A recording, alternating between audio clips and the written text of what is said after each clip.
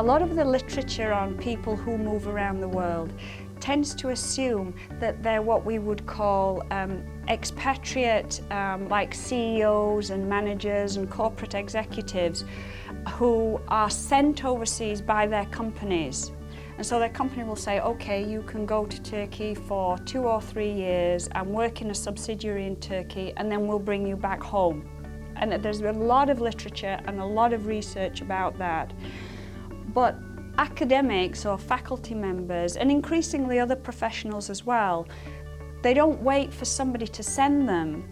They do it on their own initiative, and that's why I called the book The Independent Expatriate, because they're doing it on their own initiative. It's a study of academics, very much like myself, who decided, they left England and they decided that they wanted to take an academic position in another country.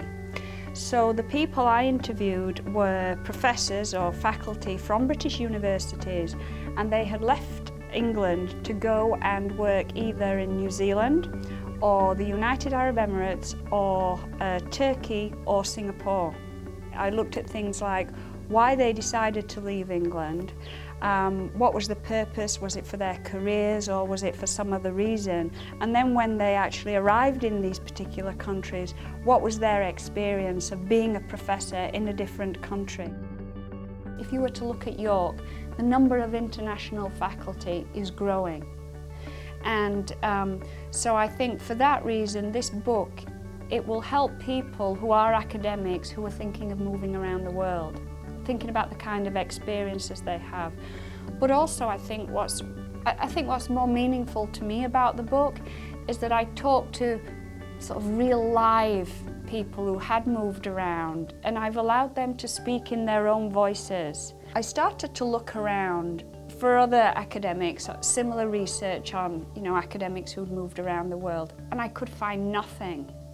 And even on academics and researchers who'd written a lot about international mobility for one's careers, they didn't know anything either about it. They were saying, well, I've been writing about expatriation and international mobility for such a long time, but I've never actually thought about looking at myself, because I'm one too.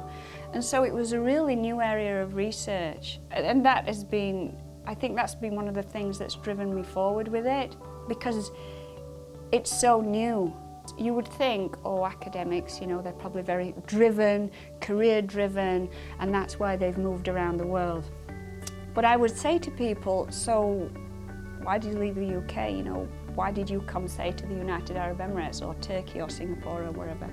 And they would say one of the most common reasons for the move was, well, I just fancied a bit of an adventure, really. I interviewed quite a number of single women, and they talked about how liberating it was.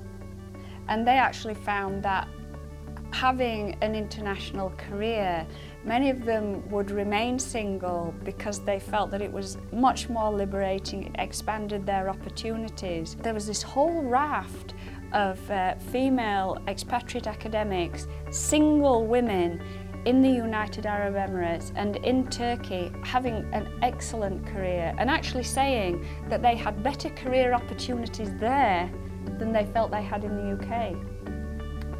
I didn't expect that at all. We get this idea that our careers have got to be upward and focused and driven and always, sort of somewhat narrow.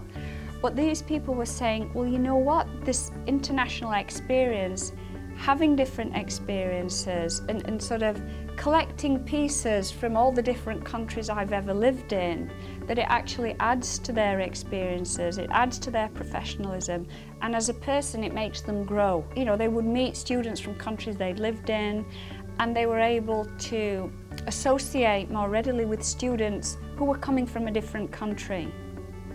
And that they knew about the problems with regard to adjustment and cross-cultural differences and so on.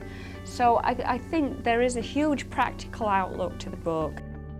If you want to go and pursue a career somewhere, you have to do something, and this is this whole thing about the independent expatriate. You've got to sort of be prepared to act on what's in here. You've got to believe that it's important and that it's going to make a contribution. For me, perhaps there was a little sort of self-interest here, because it allowed me the opportunity really to talk to people like me and to find out their experiences and compare them with my own experiences. But as I spoke to these people, I genuinely believed, and I still believe strongly, that it's an important thing, and that it does make a contribution, that it will help people to understand their own experiences, whether they're academics or whether they're independent expatriates of all different kinds. For this particular piece of research, there's a lot of so what. As far as Canada is concerned, is a big so what, because a report that was done a couple of years ago suggested that in the next 10 years, Canada will be looking for 11,000 faculty. So where are we going to get them from? And we're going to get them from probably overseas, as well as drawing on Canadian workforce, of course. So there's an increasing amount of international mobility amongst faculty. It's become an international marketplace. My next step is to do more research on independent expatriates. Actually now some colleagues and I are looking to do some research on mining engineers who are leaving Canada to work in Australia and the United Arab Emirates around the Gulf. So that's what we're doing next, looking at, moving away from faculty and looking at another group of independent expatriates. Moving around the world, I've enjoyed my career. I love my job now at York. I think I'm the luckiest person in the world. I have a great job, great students, great colleagues. Some ups and downs, some challenges, but as an independent expatriate myself, no, I don't have any regrets at all.